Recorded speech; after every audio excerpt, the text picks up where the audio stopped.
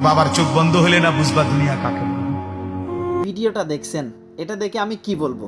আমি বললেও তো শেষ হবে না, কারণ পৃথিবীতে দুইটা জিনিস আছে যেগুলোকে রহমত নিয়ামত। একটা হচ্ছে বাবা, একটা হচ্ছে মা। আসলে বাবার পা না থাকার পরেও বাবা কাজ করে যাচ্ছে। কেন জানেন? উনি বড় লোক হবে এই বয়সে, কোটিপতি হবেন? কখনো না। শুধু ওনার ইচ্ছা উনি 2টা টাকা ইনকাম করবে, তার ফ্যামিলি আছে, তার সন্তান আছে, তার বউ বাচ্চা আছে, তাদেরকে সুখে রাখবে, তাদেরকে যত্ন রাখবে। এটাই প্রত্যেক মা বাবার উদ্দেশ্য। তো আল্লাহ তালা আমাদেরকে এই ভিডিওটা থেকে শিক্ষা নেন ভাই, প্লিজ কখনো মা বাবাকে বড় কথা বলবেন না। আপনাদের পায়ে পড়ি, মা বাবাকে সম্মান করেন। দেখেন, একজন মা বাবাকে যদি কোথাও বসে যদি বলেন, দেখেন আপনি এত কষ্ট এত মেহনত কেন করতেছেন, আল্লাহর কসম করে বলি, শুধু মা বাবা বলবে যে না আমার ছেলে সন্তান সুখে থাকে, মানুষের মতো মানুষ হয়।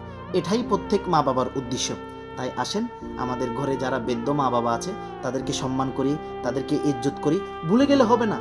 তুমি হয়তো 5 বছর 10 বছর তোমার মাকে নিয়ে কষ্ট করতেছো, বাবাকে নিয়ে কষ্ট করতেছো, কিন্তু 20 বছর 30 বছর তুমি ছেলেকে বড় করে এতটুকু আসার জন্য কতটুকু কষ্ট করেছে, সেটা উপরে আল্লাহ এবং মা বাবা ছাড়া আর কেউ জানে না। তাই সেজন্য মা অর্থ হচ্ছে নিয়ামত, বাবা অর্থ হচ্ছে রহমত।